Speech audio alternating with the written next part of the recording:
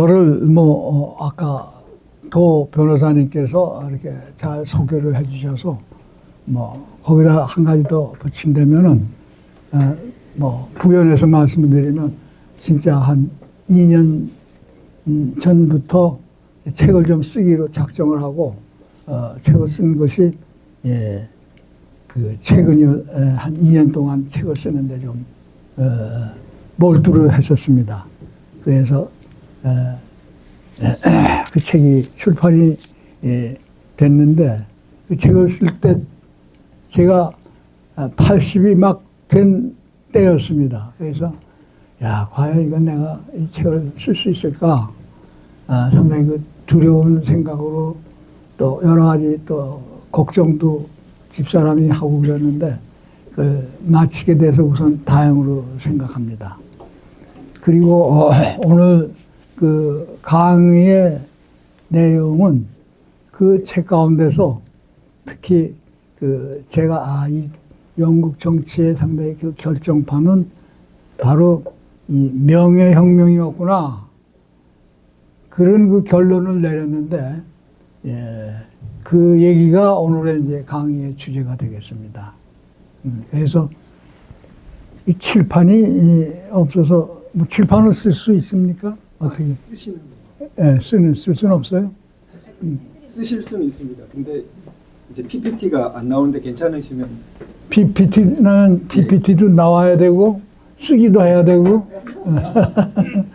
그럼 여러 가지가 좀 그런데 그래서 하여간 첫 번째 그 내용을 말씀을 드리면 우선 영국 명예혁명의 재성찰 이것이 첫 번째 얘기 시작이 되겠습니다. 영국의 명예혁명을 대체로 우리가 좀 시원치 않은 주제로다가 생각을 저 자신 했었고 또 많은 사람들이 그것을 그렇게 중요한 혁명이라고 생각을 안 했던 것이 아닌가 이렇게 생각되는데 그 책을 쓰고 보니까는 그것이 참 위대한 그게 참 중요한 그런 그 사건이었구나 하는 것을 깨닫는 것보다 결론을 이렇게 내렸어요. 그래서 그걸 좀 공유하려고 그럽니다. 왜 그렇게 이게 중요하고 위대한가. 저는 이제 정치학을 전공을 했는데 특히 정치학을 하는 학도들에게는 꽤 중요한 사건이다. 근데 저희 공부할 때 솔직히 말해서 아무도 그게 그렇게 중요한 사건이라고 얘기를 해 주시는 사람은 없었어요. 그래서 그 책을 쓰고 그것을 깨달은 것을 참 다행으로 생각합니다. 그래서 이제 우선 명예혁명을 말씀을 드리고 싶은데 우선 그동안의 대부분의 혁명론은 이렇게 보면은 사회학을 하신 분 또는 사회학적 시각을 가지고 있는 분들이 쓰신 책이 상당히 많습니다. 그래서 그런지 이 정치적인 것은 조금 이렇게 배제가 되는 것 같은 느낌을 느낄 수가 있습니다.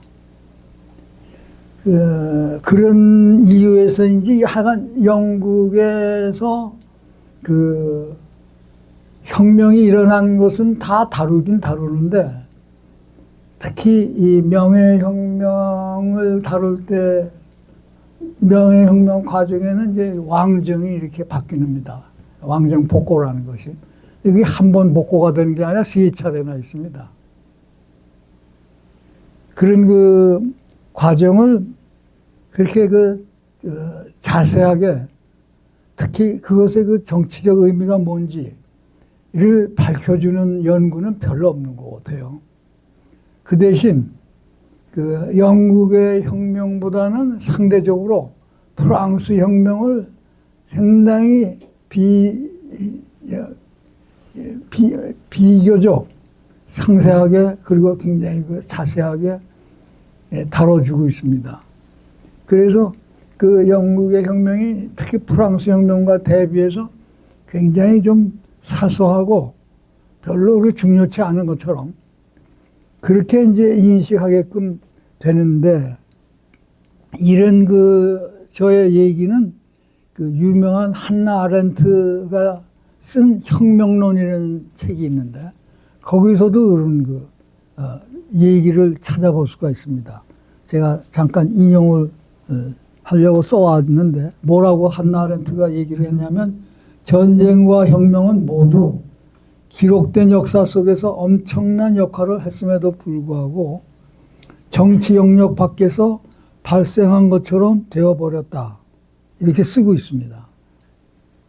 그리고 이 책을 혁명론을 번역한 분이 계신데 그게 외대에 계신 홍원표 교수님이신데 그분도 쓴 글에서 유럽의 사상가들과 철학자들은 프랑스 혁명에만 이론적 관심을 집중함으로써 프랑스 혁명을 부각하는 데는 이바지했지만 미국 혁명 그리고 그 전신인 영국 혁명에 대해서는 폄하와 무시로 일관했다.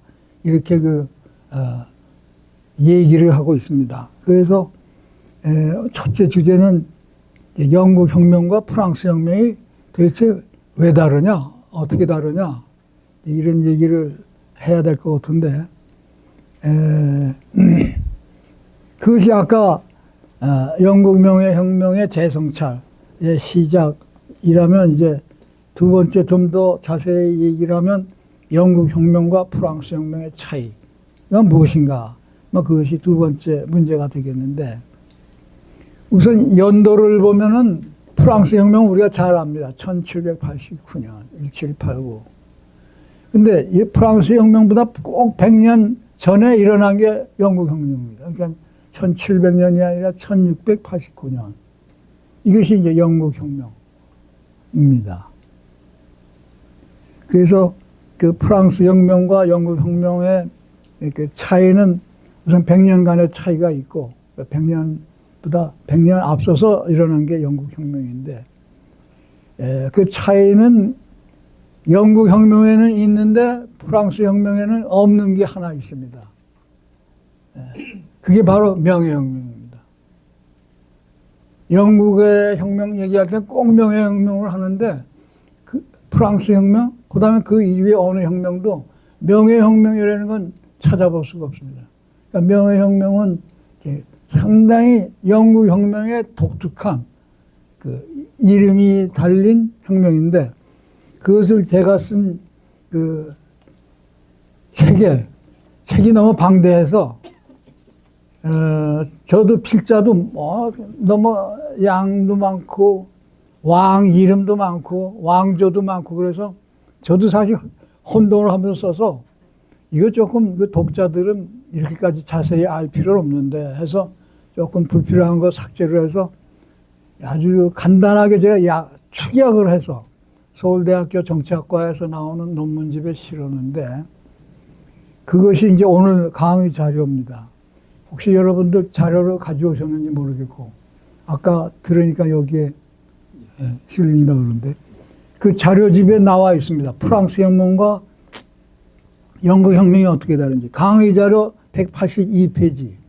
영국 혁명과 프랑스 혁명 간의 근본적 차이점은 전자, 즉 영국 혁명에는 명예혁명이 실제한 데 반하여 후자, 즉 프랑스 혁명에는 이것이 부재했다는 점이다. 그리고 이와 같은 위대하고 영광스러운 명예혁명의 존재 여부는 그 혁명의 정치적 성격을 규정하는 데 있어 결정적인 요소로서 잠깐만. 이 명예혁명이 특히 중요한 것은 정치적 성격을 규정하는 데 굉장히 중요합니다. 굉장히 중요합니다. 대개 그 혁명을 논하다가 보면은 전쟁도 비슷한데 정치가 온데간데 없어지고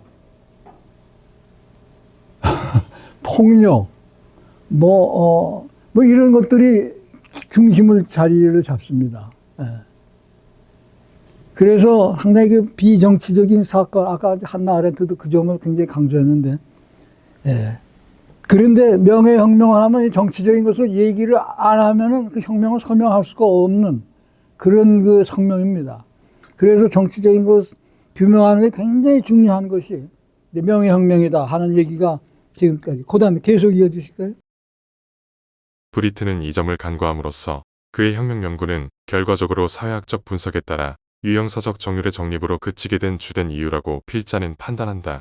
네, 감사합니다. 네. 그래서 이제 여러분들이 새롭게 만나는 브리튼이라는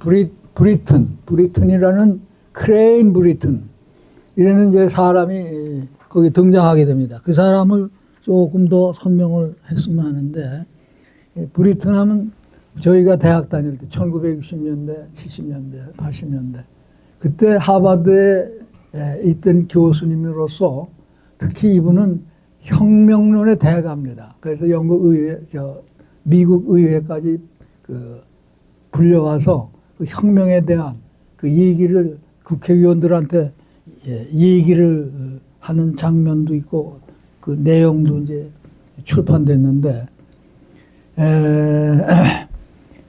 그분의 쓴 혁명론 하면 만인이 상당히 존경하고 또 좋아하고 또 권위가 있는 책인데, 제가 지금 나이가 들어서 이 책을 쓰면서 그 책을 다시 봤는데, 이분이 큰 실수를 했구나.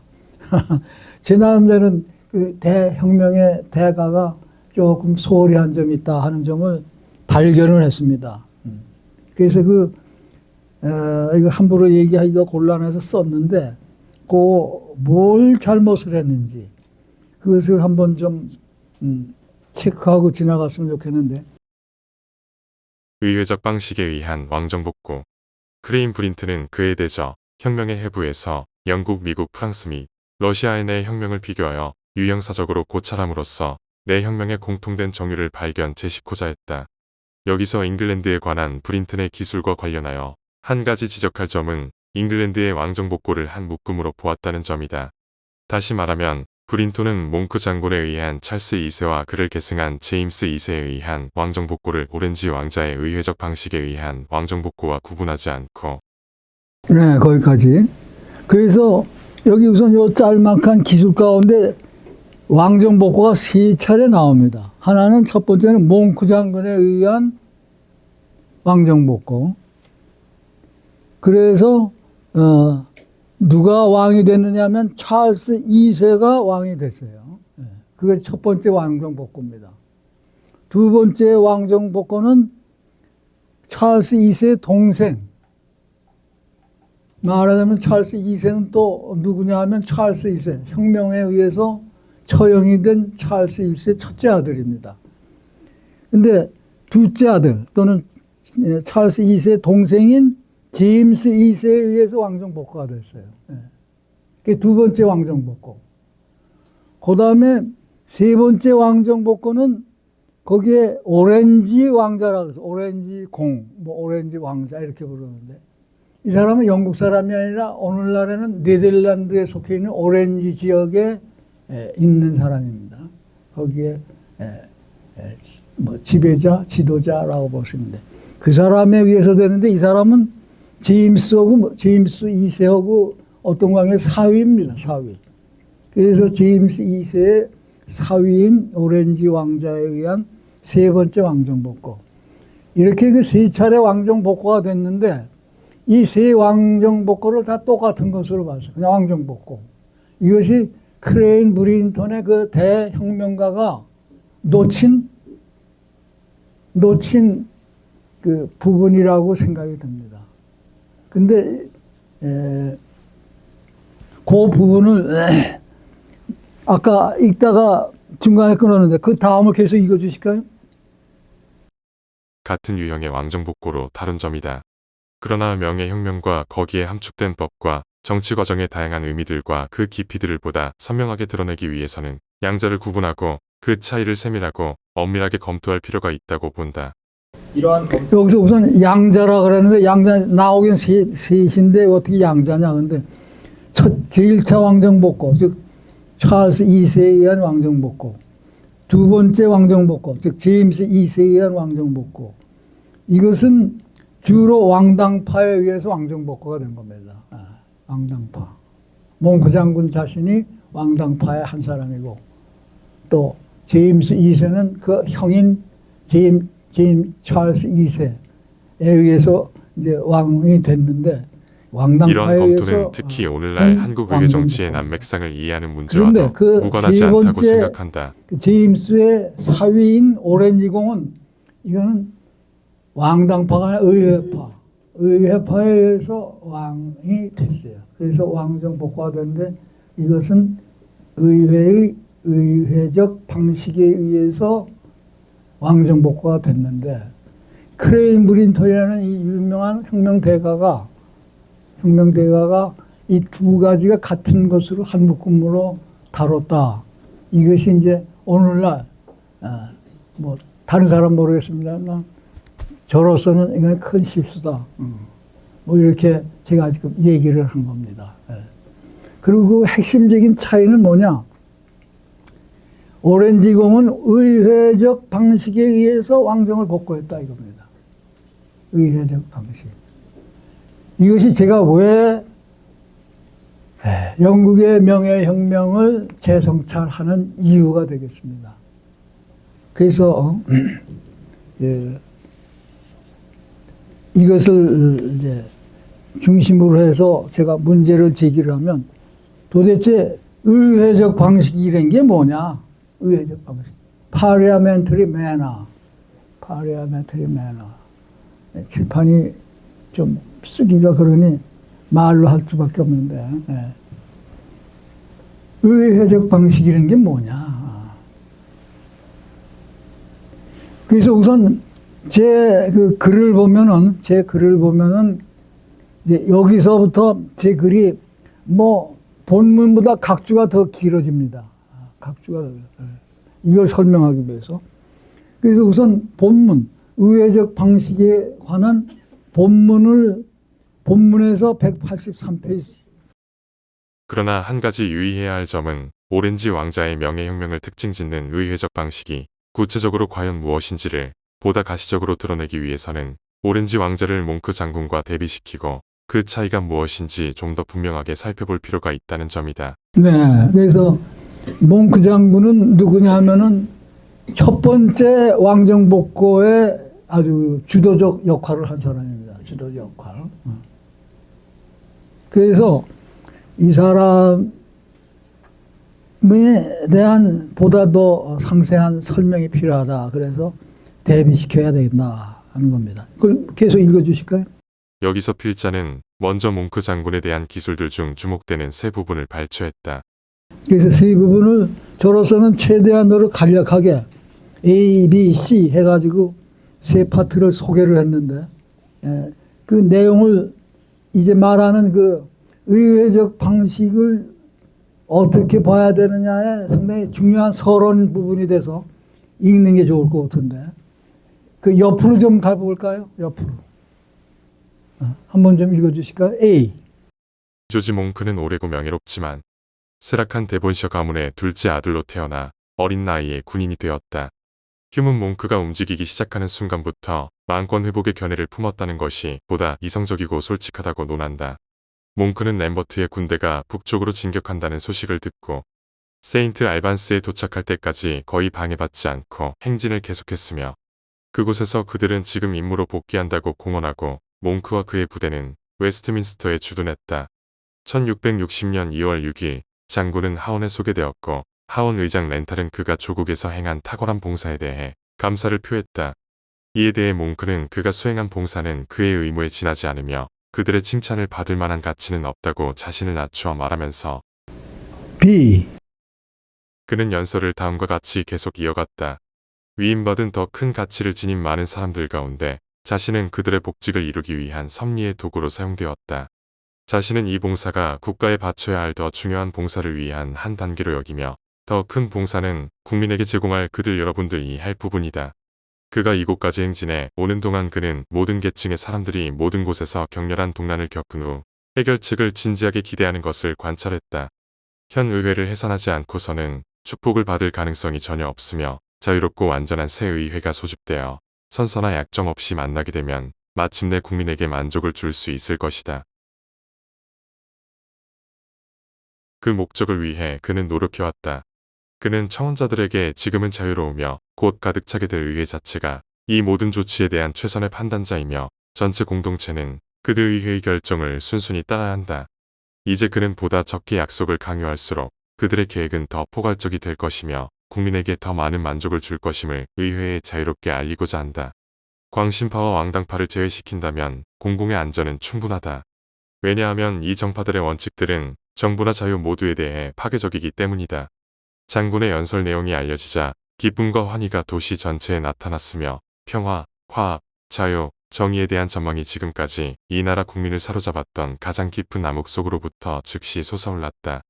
왕당파와 장로교인들은 모든 원한을 잊어버리고 공동의 기쁨과 환희에 젖었으며 더 이상 그들의 재앙적인 분열을 통해 거짓되고 당파적인 폭군의 야망을 만족시키지 않겠다고 맹세했다. 장군에 대한 박수 소리는 곳곳에서 의회에 대한 혐오감과 뒤섞였다. 여기서 참 중요한 말이 나옵니다.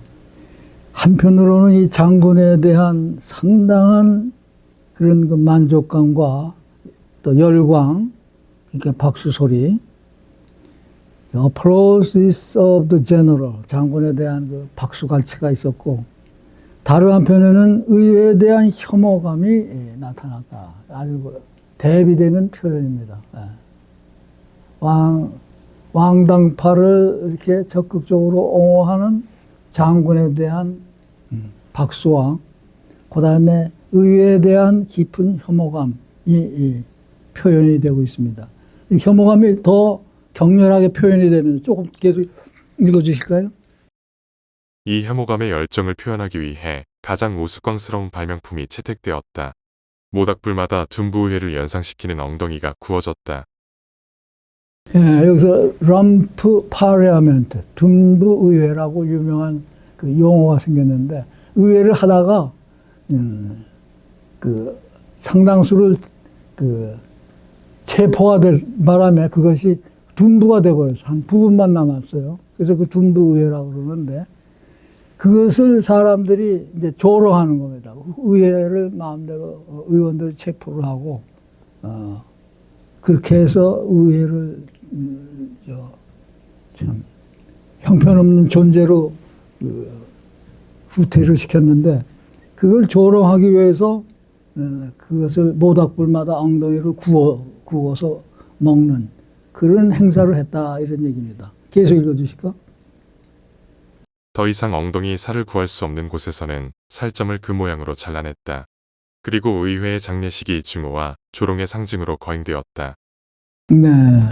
그래서 한편으로는 그 장군에 대한 아주 열광적인 지지, 다른 한편은 의회에 대한 아주 깊은 증오와 조롱, 이런 것이 나타나고 있음을 볼 수 있습니다. 그 다음에 이제 마지막 부분이 되겠어요. C. 잉글랜드 함대가 시야에 들어왔고 왕이 도버에서 하선할 때 몽크 장군의 배웅을 받았으며 그를 진심으로 포옹했다. 왕은 그의 생일이기도 한 1660년 5월 9일에 런던에 입성했으며 그의 나이는 30세였다. 왕은 몽크 장군에게 흉의 표현을 빌리면 그가 수행한 혁혁한 공로를 기리며 알베말 공작에 자기를 수여했다. 여기 영어를 소개를 had performed such signal service. 저는 signal service를 혁혁한 공로라고 번역을 했는데 모르겠어요. 제대로 된 번역인지. 여러분 기억을 해 두십시오. 혁혁하다는 말을 영어로 어떻게 표현하냐. 시그널하다. 좋은 표현 아닌가. 그래서 그 몽크 장군은 이제 첫 번째 왕정복고에 아주 상당한 공을 세운 셈이죠. 그 마지막으로 계속 읽어주실까요? 위인용문은 첫째 몽크 장군에 대한 국민의 지지가 매우 강력한 만큼이나 의회에 대한 혐오감이 심각한 수준에 이르렀고 이에 비례하여 왕정복기는 그만큼 더 절실해 보였으며 둘째 오렌지 왕자의 명예혁명은 이러한 의회 불신을 치유한 의회적 방식의 놀라운 성과라는 점을 보여주었고 셋째 그러면 이처럼 놀라운 의회적 방식이란 도대체 어떤 것인가? 라는 물음을 남긴다. 대단히 감사합니다. 여기에 이제 우리의 포인트가 나타나기 시작합니다. 마지막 결론을 다시 제가 한번 읽겠습니다. 첫째는 그 의회에 대한 혐오감이 심각한 수준에 이르렀음을 보여주면서 이 당시 그 왕정복귀에 대한 국민의 지지가 얼마나 강했는가를 이제 여기서 반사적으로 우리가 볼 수 있고, 두 번째는 나중에 결국은 오렌지 왕자가 명예혁명을 일으켰는데 얼마나 그게 쉽지 않은 일이었는가. 이런 상황에서 어떻게 이렇게 왕에 대한 지지가 강하고 의회에 대한 혐오감이 이렇게 깊은데 어떻게 오렌지라는 사람, 그것도 영국 사람도 아니고 네덜란드의 태생인데 이 사람이 어떻게 이런 상황에서 말이지, 어떻게 의회적 방식에 의해서 왕이 될 수 있을까? 그게 굉장히 놀라운 사실인데 그게 됐다는 겁니다. 역사적으로 이루어졌다는 거예요. 그래서 도대체 그러면 여기서 말하는 의회적 방식이라는 게 도대체 뭐냐? 어떻게 이 의회적 방식이 이런 난관을 돌파를 해서 이렇게 성공을 거둘 수가 있었나? 그래서 영국 사람들도 그 놀라움을 이름을 명예라는 말을 붙여서 그걸 표현하고 명예혁명. 이런 상황에서 혁명이 성공했다 이겁니다. 성공했다. 그래서 명예혁명이라고 붙였는데 이건 영국에만 있는 혁명입니다. 명예. 그래서 이제 제 질문이 그 다음에 있는, 그럼 도대체 의회적 방식이란 뭐냐? 여기서 말한 의회적 방식이. 제가 칠판이 있으면 좀 써드리겠는데 우선은 뭐 말로 할 수밖에 없네요. 우선 의회적 방식은 통상적인 의미의 그 루틴한 또는 기계적인 그런 운영을 말하는 건 아니다 이거예요. 일반적으로 우리가 의회를 운영한다 할 때 이루어지는 여러 가지 그 절차적인 또는 형식적인 또는 기계적인 그런 운영을 여기서 의회적 방식이라고 뜻하지 않는다.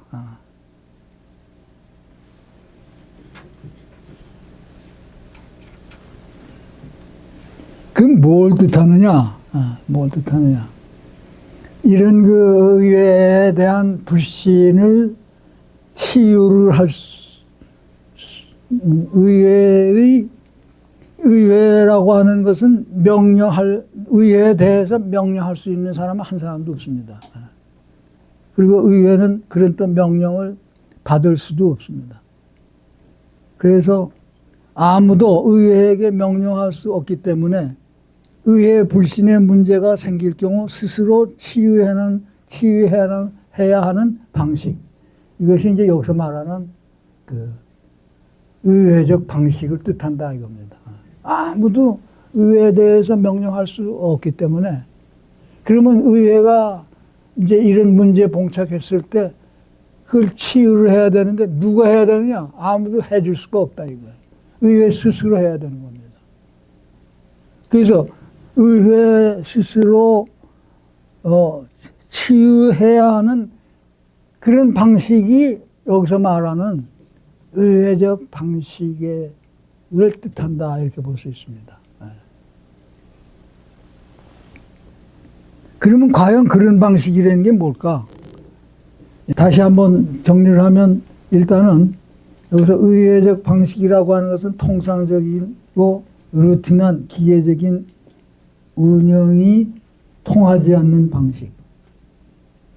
아무도 의회에 명령할 수 없기 때문에 의회 불신의 문제가 생길 경우 스스로 치유해야 하는 방식. 이것을 말한다 하는 것을 일단은 얘기를 하고자 합니다. 일단 얘기를 하고자 하고. 그래서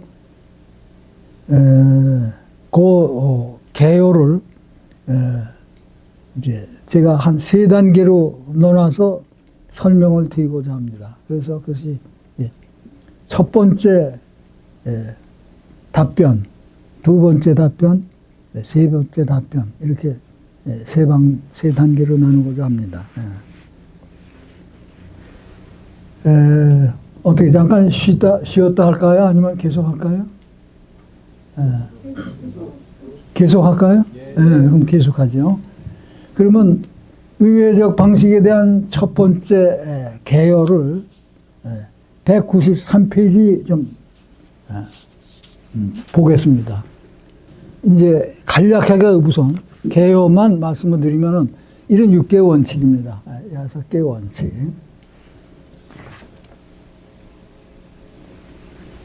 이것이 첫 번째 이제 의회적 방식에 대한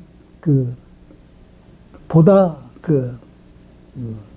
확실한, 그렇지만 단계로 몇 개 단계로 나눈 6개조 치유의 원칙이라고 말할 수 있는 겁니다. 그 다음에 두 번째 답변은 이것을 조금 더 이제 이게 무슨 소린가 말이에요. 이게 어떻게 갑자기 이런 말이 나오나. 그래서 그것에 대한 이제 보충 설명이 되겠는데 197페이지 이 얘기는 이러이러한 데서 나왔다. 내가 마음대로 만드는 게 아니라 오렌지공이 얘기한 데서 나온 겁니다. 그래서 그 얘기한 데서 6개 원칙을 제가 추출했는데 그래서 별점에다가 설명을 하고 있는 겁니다. 오렌지 왕자는 잉글랜드인의 요구를 받아들여 현재의 두려움과 고난 중에 그를 유일한 수호자로 여긴 잉글랜드 국민의 방어를 수락하기로 약속했다. 그는 거의 피를 흘리지 않은 채 네덜란드 군대 장교단 1명과 사병 몇 명이 우발적인 전투에 쓰러졌을 뿐이다. 세상의 전투에서 말이에요. 사상자가 이 정도밖에 안 된 전쟁은 아마 없을 거예요. 이 정도로 사상자가 거의 없이 이겼어요. 오렌지는 오렌지 왕자가 말이에요. 그 전쟁에 이겨가지고 그 다음에 어떻게 했느냐 계속 읽어주세요. 강력한 함대와 수많은 군대의 지원을 받은 거대한 군주인 제임스 2세를 폐위시켰다. 그러자 몇몇 변호사들은 오렌지 왕자에게 정복의 권리를 행사하여 왕관을 요구해야 한다고 주장했다. 그러나 이런 조치는 자유의 원칙을 파괴하는 것이므로 그는 이 요구를 거부했다. 이겁니다. 그래서 이것이 제1원칙이 됐습니다. 그래서 그것을 좀 줄여서 정복의 권리 행사의 거부. 정복의 권리 행사의 거부가 의회 불신 치유 책의 첫 번째 원칙입니다. 정복 권리의 거부입니다. 행사의 거부입니다. 이것이 오렌지공이 주장하는 의회 불신 치유의 제1원칙입니다. 네. 계속 읽어주실까요? 그는 대중의 동의에 대한 보다 명시적인 선언을 얻기를 원했고 이를 위해 합리적인 조치가 취해졌다. 선거가 자유로웠다고 간주되는 유일한 의회인 찰스 2세 때 집권 기간 동안에 하원에 참석했던 모든 구성원들이 회의에 초대되었다. 그리고 그들 외에 시장, 시의원, 그리고 공동자문위원회 50명이 추가되었다. 이들은 현재에 소환될 수 있는 가장 적절한 국민의 대표자로 간주되었다.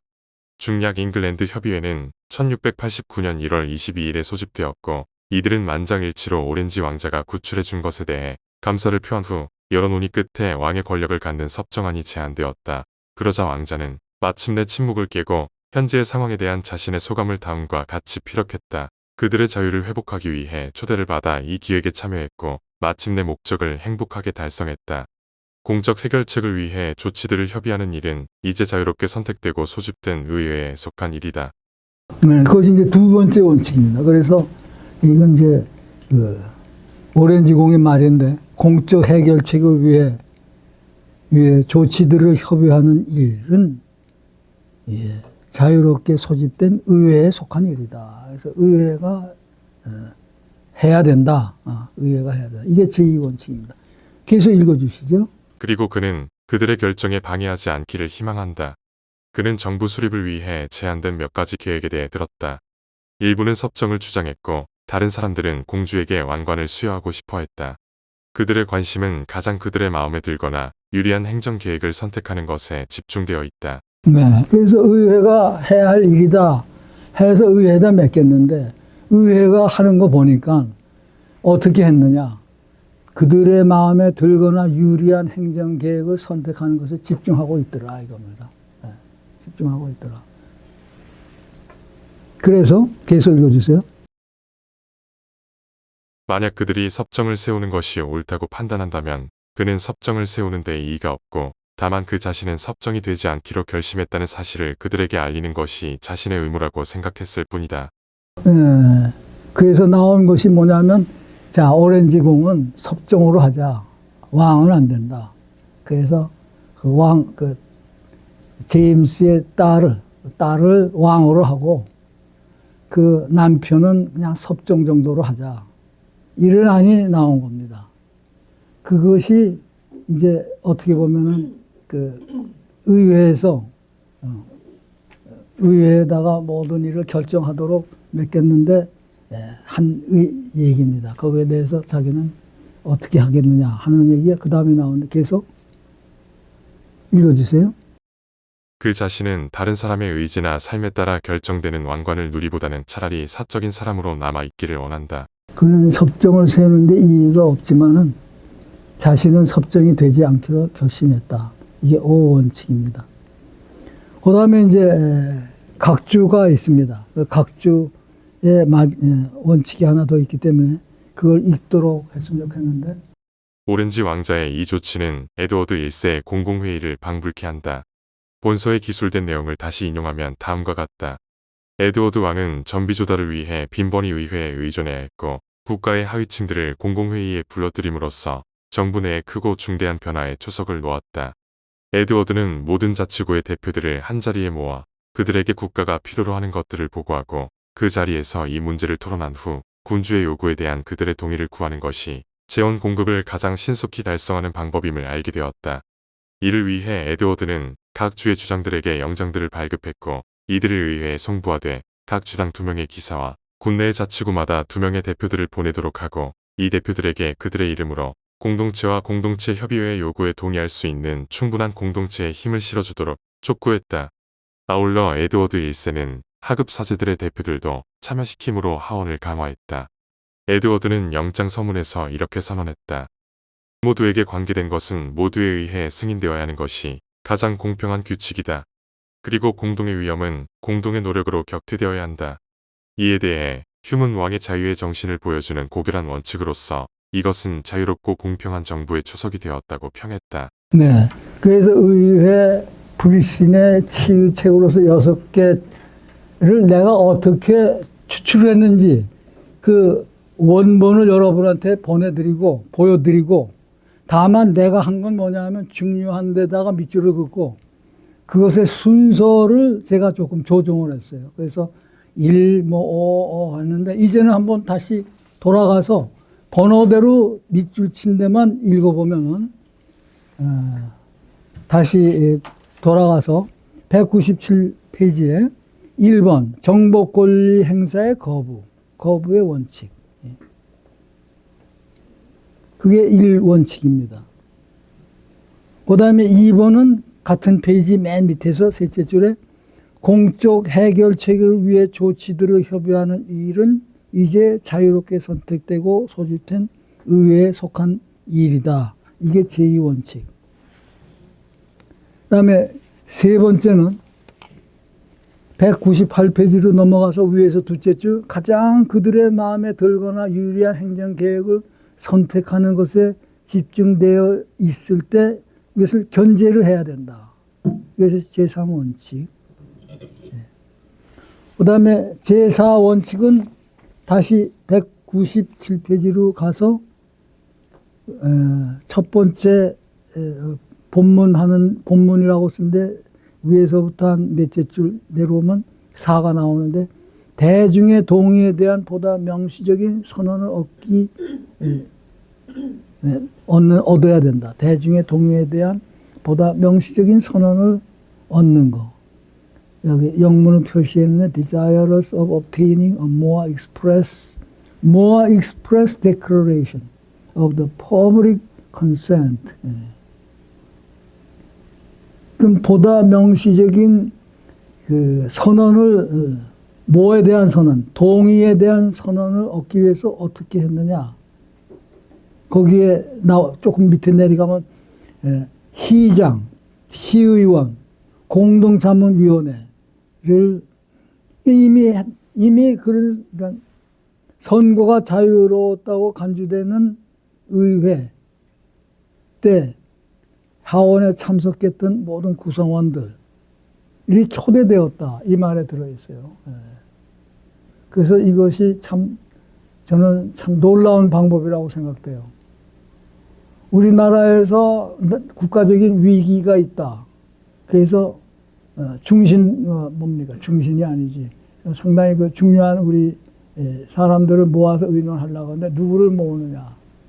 근데 과거에 국회의원을 했던 사람, 그 사람들을 모아서 그 사람들의 의견을 들은 적은 거의 없었던 것 같아요. 그 당시 유명한 사람, 뭐 학자 또는 신부, 종교인 또는 관료 이런 사람들을 모으는데 여기서는 어떻게 했느냐? 선거가 자유로웠다고 간주되는 그런 의회 때 하원에 참석했던 모든 구성원들을 회의에 참석하고 추가적으로 여기 보니까는 또 시장, 의회회, 이런 것들을 같이 다 참여를 했다. 아까 들은 얘기입니다. 우리 국회에도 헌정회가 있다고 그래요. 근데 그 건물이 아주 유난히 허른 건물이라서 참 놀라웠다고 그러고. 그런 사람들은 한번 의회 의원을 하다가 그만두면 그냥 끝이 모양이에요. 그 얘기를 들어보니까 그래요. 그 사람을 다시 국가 위기 시에 불러다가 그래 지금 이런 상태인데 이게 도대체 뭘 원하는 거냐 국민들이. 그것이 모아 익스프레스 보다 명확한 동의에 대한 뭡니까? 대중의 동의에 대한 명시적인 선언. 더 명확하게 그것을 그래도 그 과거에 국회의원 하던 사람들 이런 사람들한테 물어보면 그 경험상 그 좋은 얘기를 해줄 수 있지 않을까. 근데 우리나라에서는 그것을 거의 활용을 안 하는 것 같아요.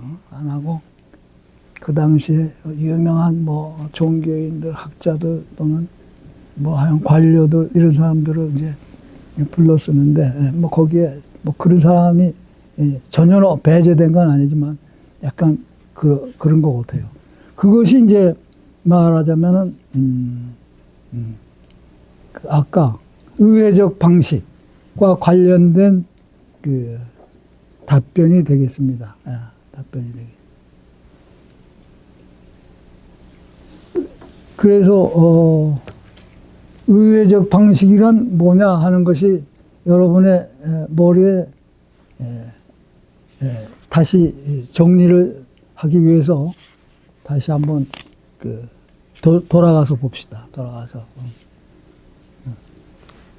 그 193페이지에 가면은 의회 불신 치유의 6개 원칙을 이제 거기다 나열했는데 그 원칙이 아까 말한 그런 텍스트에서 이렇게 나왔다 하는 것을 말씀드리고 다시 한번 제가 읽도록 하겠습니다. 첫 번째는 정복의 권리 행사에 대한 거부 원칙. 두 번째, 공적 해결책을 위해 조치들을 협의하는 일은 자유롭게 선택되고 소집된 의회에 속한다는 원칙. 세 번째, 그러나 의원들이 자신들 마음에 들거나 유리한 선택으로 집중될 때 이것을 견제하는 원칙. 네 번째, 공인들은 대중의 동의를 보다 명시적으로 확보하기 위해 능동적으로 끊임없이 노력해야 한다는 원칙. 그러니까 여기서 보다 명시적으로 이 국민이 동의를 했는데 그 동의의 의미가 시간적으로 흘러감에 따라서 좀 불투명해지기도 하는데 또 새로운 세대의 권력을 잡은 사람들은 그 과거의 그 동의 내용이 뭔가를 더 명확하게 파악하기 위해서 끊임없이 노력을 해야 되는데 노력을 했다 하는 얘기죠. 그 다음에 다섯 번째, 공인들은 다른 사람의 의지나 삶에 따라 결정되기보다는 차라리 사인으로 남아있어야 한다는 원칙. 그 다음에 여섯 번째, 모두에게 관계된 것은 모두에 의해서 승인되어야 한다는 것이 가장 공명하며 공동의 위험은 공동의 노력으로 격퇴되어야 한다는 원칙. 6개 원칙. 이것이 이제 의회 불신을 치유하는 6대 원칙이다. 뭐 이렇게 일단은 제 얘기를 정리할 수 있겠습니다. 뭐 질문이 있으면 나중에 질문 시간이 있을 테니까 질문을 듣기로 하고, 제 강의는 이제 이에 이어서 조금 더 있는데 그 얘기는 조금 쉬었다 하는 게 어떨까. 그래서 좀 휴식 시간을 가지면 어떨까 합니다. 좀 쉴까요?